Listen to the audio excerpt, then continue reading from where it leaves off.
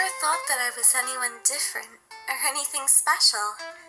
Stuff like that was for Sonic and his friends. Ordinary. Average.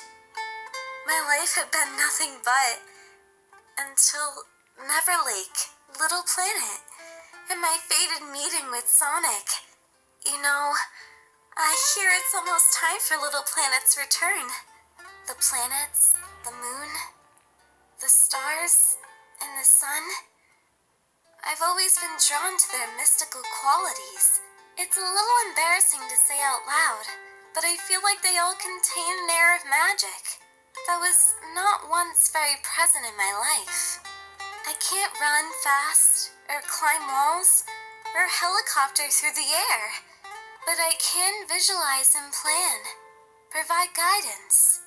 What's the use in running fast if you don't know where you're going? It's something I don't need my tarot cards to predict.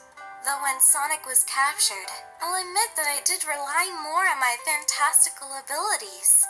But even beyond those, I think it was my intuition that allowed me to sleep at night. I could just feel that he was alive and okay. There's been lots of times when Sonic did something or didn't do something that made me wonder why I ever liked him. But in the end, he always came through for me. You can't capture the wind. It's gotta fly free. You have to know that it'll always come back to you and that you should be ready for it. I don't think I could ever change Sonic. And even if I could, I wouldn't. Something I don't think he realizes is that maybe our lives could be a lot better together. Sometimes I wonder if it's all worth waiting for. I don't want him to change, but I don't know if I'm happy with how things are now, and whether it'd be better to let him be and move on. I think Sonic represents hope, and I never want him to forget that. The time he spent captured, though, I'll admit it was hard to remain hopeful.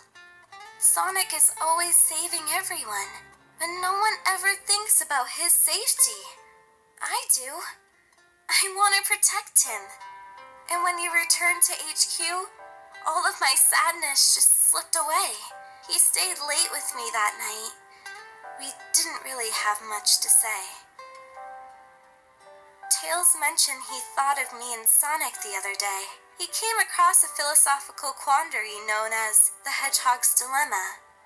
Fitting, right? Basically, when two hedgehogs get cold during the winter and want to share body heat, they have to remain apart. Otherwise, they'll end up hurting each other with their sharp spines. Though the two hedgehogs may want a close relationship, they have to stay apart for their own safety. I'm not sure if this dilemma is exclusive to hedgehogs, though. We all want to be loved. People in this world may do bad things, but I think they're basically good. Everyone needs a home, someplace filled with their loved ones. Lately, I've been thinking of all of us as sort of a family. Sonic and me are, well, and our kids? I wish they'd get along. Knuckles loves giving Tails a hard time, but deep down I think there's a lot of love there. Let me put it this way. You don't see anyone else making fun of Tails.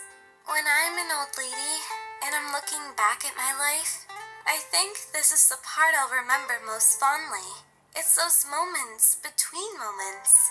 Even when he's running away from me, he's not letting me get too far behind him.